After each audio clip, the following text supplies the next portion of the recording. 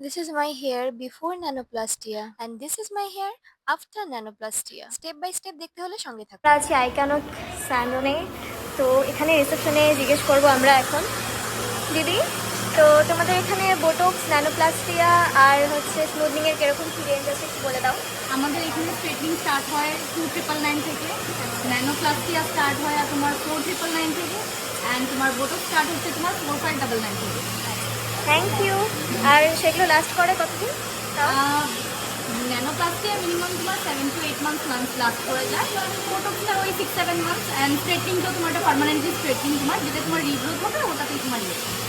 তো আজকে হচ্ছে তৃতীয়া। আর পুজোর মধ্যে যদি তোমার হেয়ার ম্যানেজেবল না থাকে, সে তুমি যতই ভালো ড্রেস পরো না কেন তোমাকে কিন্তু ভালো লাগবে না। তাই আমারও এই ফিলিংটা হওয়াতে আমিও আজকে চলে যাচ্ছিলাম ল্যাকমি আইকনিক স্যালন নিজের হেয়ারটাকে সুন্দর ম্যানেজেবল বাউন্সি লুক দেওয়ার জন্য। আর এই দেখো আজকে কত রৌদ্র উঠেছে। তো এটা হচ্ছে আমাদের সাগর দিঘি। আমার বান্ধবীকে এখান থেকে পিক আপ করেছিলাম, তাই আমি আজকে এদিক দিয়ে যাচ্ছিলাম। এত লেট করলি কেন? ওর নাম হলো অদিতি। অ্যাকচুয়ালি ওরও একটা জিনিস কেনার ছিল, তাই ও গেছিল আমার সাথে।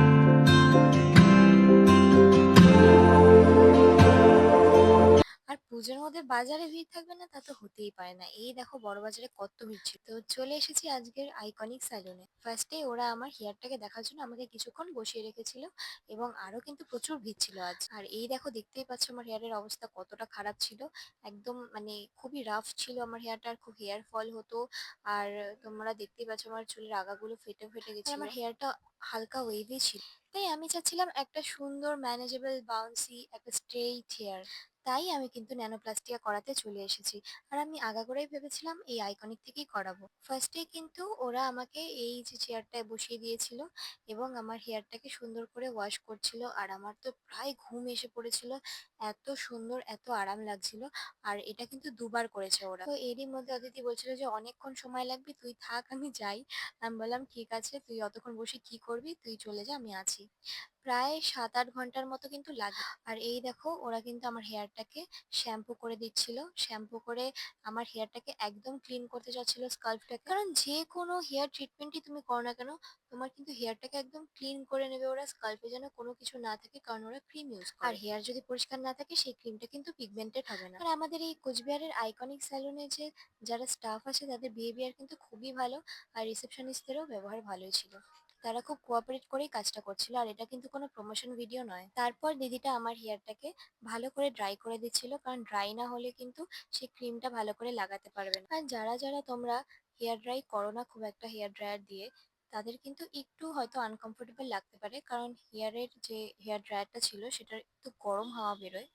তো সেটা তোমাদের প্রবলেম হলে তোমরা বলবে, ওরা সেইভাবে ম্যানেজ করে করে দেবে, কোনো অসুবিধা নেই। আর পুজোর মধ্যে মেয়েদের ভিড় স্যালুনে থাকবে না, দিস ইজ নট পসিবল। আমি যাওয়ার আগেও ভিড় ছিল, আমি যাওয়ার পরেও আরো অনেক অনেক অনেক ক্লায়েন্ট এসেছে ওদের। আর এই দাদা হচ্ছেন একজন এক্সপার্ট, যেহেতু আমি বলেছিলাম আমি একজন এক্সপার্টের থেকেই করাবো ট্রিটমেন্টটা, তাই ওরা কিন্তু আমাকে এই দাদাকে সাজেস্ট করেছে। আর দাদা তারপর ক্রিমটা রেডি করে আমার হেয়ারটাকে সেপারেট করে করে সেকশন ওয়াইজ সেই ক্রিমটাকে ভালো করে লাগিয়ে দিচ্ছিল। আর এটাও কিন্তু একটি সময় সাপেক্ষ কাজ।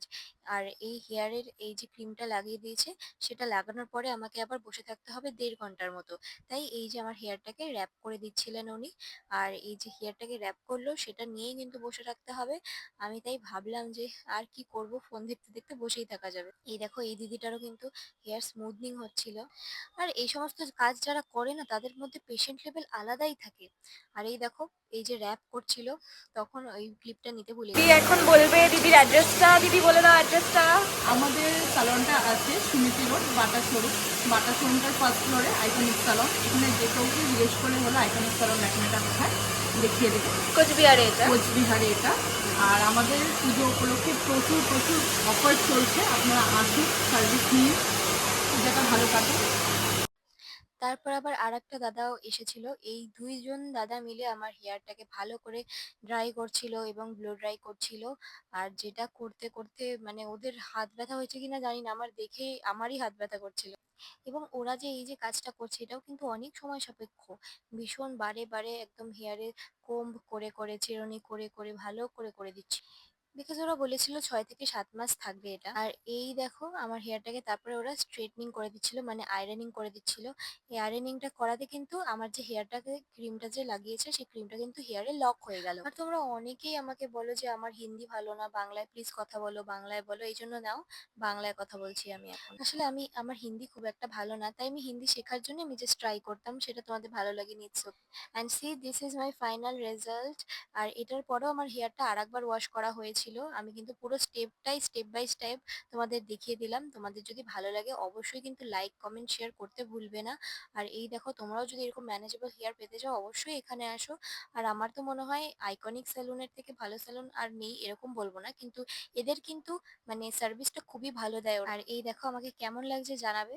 আর আমার বরাবরই ইচ্ছে ছিল একটা স্মুথনিং করার বা ন্যানোপ্লাস্টিয়া করার বা বোটক্স করা। তো আমি ভাবলাম যে ন্যানোপ্লাস্টিয়ারই চলছে আর এটা কিন্তু একটা প্রোটিন ট্রিটমেন্ট, তাই এটা করালাম। আর আমি তো আমার হাত সরাতেই পারছিলাম না, আমার চুল থেকে আমার এত ভালো লাগছিল, মানে খুব স্মুথ হয়ে গেছিল চুলটা। যেহেতু আমার কোনো ট্রিটমেন্ট করা ছিল না আগের থেকে, তো আমার তো this is my final look guys. তো কেমন লাগছে অবশ্যই জানাবে। আর তোমরা যদি কেউ করতে চাও এখানে এসে করতে পারো, এটা কিন্তু কোনো মানে ইয়ে না, প্রমোশন না, তোমরা চাইলে করতে পারো। কেমন লাগছে দেখো।